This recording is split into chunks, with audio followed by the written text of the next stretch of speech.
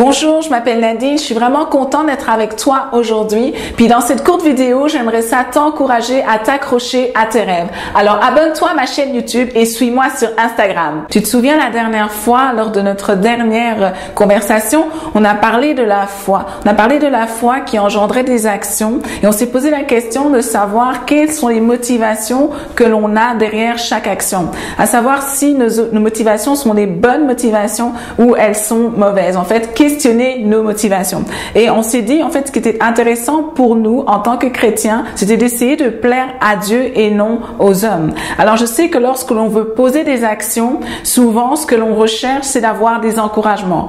On veut être encouragé pour poser des actions et c'est très légitime. Lorsqu'on est enfant, on se souvient, lorsqu'on a commencé à faire nos premiers pas, ou on nous l'a raconté, en tout cas, il y avait toujours des parents qui étaient là pour nous encourager. Les parents nous encourageaient. Même lorsque l'on tombait, à chaque fois, les parents étaient là pour dire non, c'est pas grave, tu peux y arriver, tu peux continuer, tu vas y arriver. Et ça nous a motivés tous à pouvoir marcher aujourd'hui. Donc aujourd'hui, dans notre vie d'adulte, souvent on va se dire ok, j'ai besoin d'un encouragement pour pouvoir avancer. Et c'est tout à fait normal. Mais qu'est-ce qui se passe lorsque justement cet encouragement ne vient pas?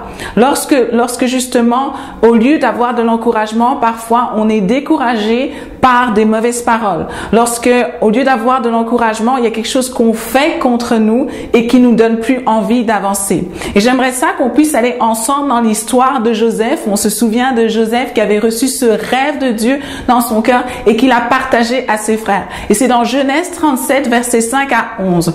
Voici ce que la parole de Dieu nous dit. Un jour, Joseph fait un rêve. Il le raconte à ses frères et ses frères le détestent encore plus. Joseph leur dit, écoutez donc le rêve que j'ai fait. Nous étions dans le champ en train d'attacher les gerbes de blé. Tout à coup, ma gerbe s'est relevée et elle est restée debout.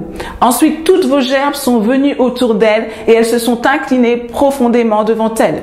Les frères de Joseph lui demandent, est-ce que tu as l'intention de devenir notre roi et de nous commander? Il le déteste encore plus à cause de ses rêves et de ce qu'il raconte. Joseph fait un autre rêve et il le raconte à ses frères. J'ai encore rêvé. Le soleil, la lune et 11 étoiles s'inclinaient profondément devant moi. Joseph raconte aussi le rêve à son père. Jacob lui fait des reproches. Il lui dit, ce rêve, c'est quoi? Est-ce que moi, ta mère, tes frères, nous devons nous incliner jusqu'à terre devant toi? Les frères de Joseph sont jaloux de lui, mais son père pense à ses rêves. Voyez-vous, Joseph, il a reçu un rêve.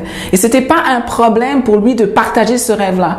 Parce que quand Dieu place un rêve dans ta vie, tu peux le partager, peu importe. En fait, ça va toujours arriver. La parole de Dieu nous dit que ce qu'il dit arrive. Il leur donne une chose d'arriver et elle arrive. Donc, il n'y a pas de problème de le partager. Et lorsqu'il a partagé ce rêve à ses frères, ça fait naître, en fait, une certaine forme de jalousie.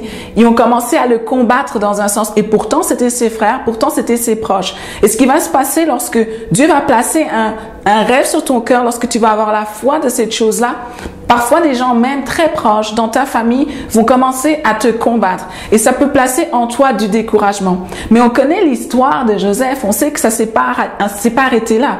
Mais on sait aussi que ses frères ont posé des actions très mauvaises contre lui, ils l'ont vendu comme esclave.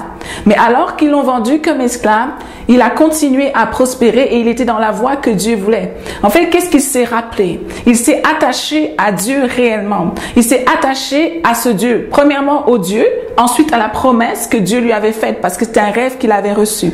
Mais il a continué à garder Dieu en premier. Et c'est ça qui a pu le garder. Et voyez-vous, parfois, on va avancer dans notre chemin vers ce que Dieu veut. Et puis, il va se passer quelque chose, puis peut-être on va le voir comme une régression. Et c'est ce qui s'est passé aussi dans la vie de Joseph. Lui, à un moment, il avait une espèce de promotion et il a été rendu, c'est qu'on l'a mis au cachot. Lorsqu'il est allé au cachot, c'est comme si il avait régressé. Il aurait pu se dire, voilà, je ne suis pas dans les plans de Dieu, je ne fais pas ce que Dieu veut parce que je suis allé en arrière, parce que finalement, tout ce que j'ai fait, ça m'a conduit à aller au cachot alors que je faisais la bonne chose.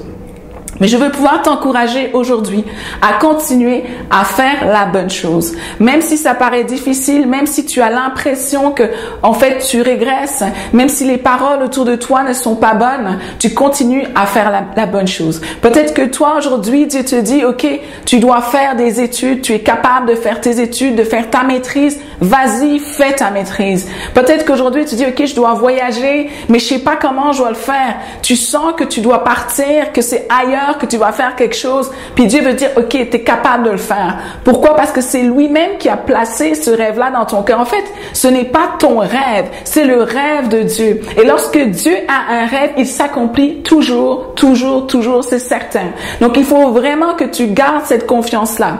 Et la foi, vous savez, c'est quelque chose, la foi, c'est quelque chose qu'il faut garder sur la durée. C'est facile de croire un jour. C'est facile de dire j'ai la foi pour la journée. Mais sur le temps, sur la régularité, croire que Dieu peut faire aujourd'hui, qu'il peut faire demain, qu'il peut faire après-demain, qu'il fera dans une semaine, dans 2 semaines, dans 3 mois, qu'il va toujours être là. On veut vraiment avoir cette foi-là.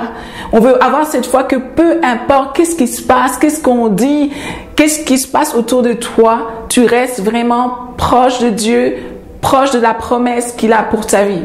Donc, garde la foi, sois encouragé vraiment par ça. Tu sais, je pensais à l'histoire d'une fille avec laquelle je discutais dernièrement. Elle me disait, écoute, j'ai eu une promotion. Et cette promotion-là, je ne l'avais pas cherchée. Je n'avais pas cherché à avoir cette promotion-là.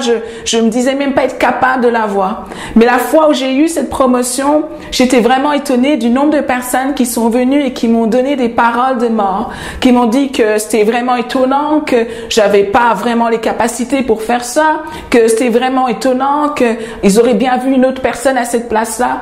Et en réalité, elle a été affectée par ça. Je voudrais te dire que tu n'as pas à être affecté par ce genre de choses. Oui, ça fait mal, mais tu n'as pas à être découragé par ça. Tu as juste, je pense qu'au plus tu vas avoir ce genre de phrase-là, dis-toi que tu es sur la bonne voie. Tu es sur la bonne voie parce que pourquoi on essaierait de décourager quelqu'un qui fait déjà la mauvaise affaire en réalité? Tu fais la bonne affaire et c'est pour ça que l'ennemi cherche à te décourager. Alors je veux t'encourager à faire la bonne chose chaque jour, régulièrement, persévère et Dieu est avec toi.